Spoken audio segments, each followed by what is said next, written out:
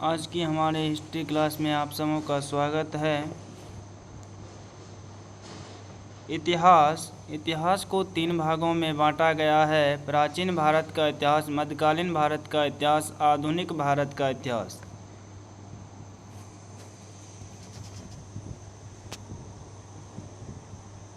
इतिहास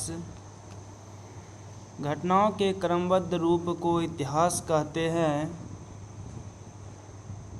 हेरोडोटस को इतिहास का पिता कहा जाता है। यूनानी ने भारत को इंडिया तथा मुस्लिम इतिहासकारों हिंदू अथवा हिंदुस्तान नाम से संबोधित किया।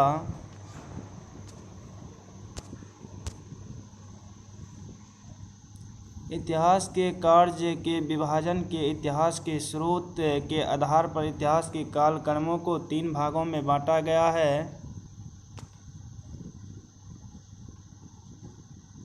प्रागैतिहासिक काल, अर्धऐतिहासिक काल, ऐतिहासिक काल।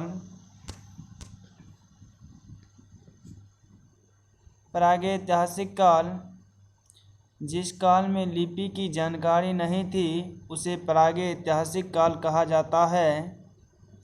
इस काल के अंतर्गत पुरापाषाण काल,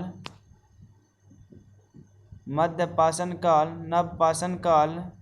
अर्धऐतिहासिक काल जिस काल में लिपि का आविष्कार हुआ, लिखा भी गया लेकिन पढ़ा अभी तक नहीं गया, उस काल को अर्धऐतिहासिक काल कहते हैं।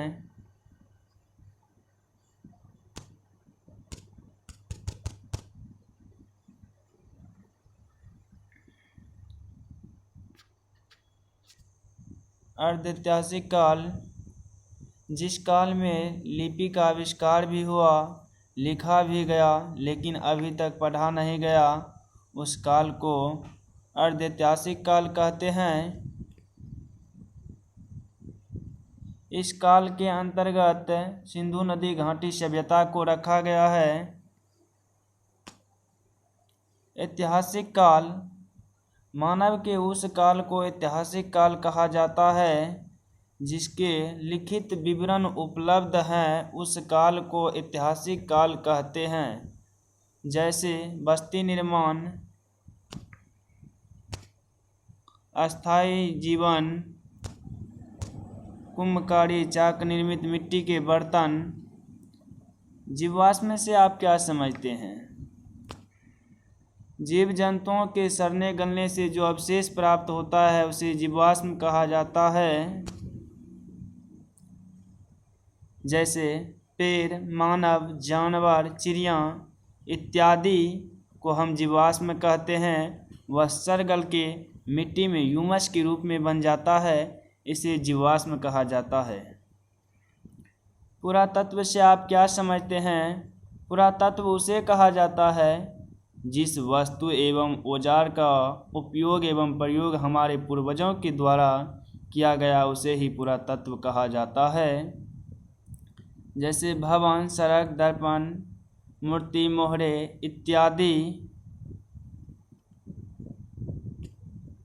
मृदभंड मिट्टी के बने पके बर्तन को मृदभंड कहा जाता है। मृदभंड 3 प्रकार के होते हैं, काला, लाल, लाल काला।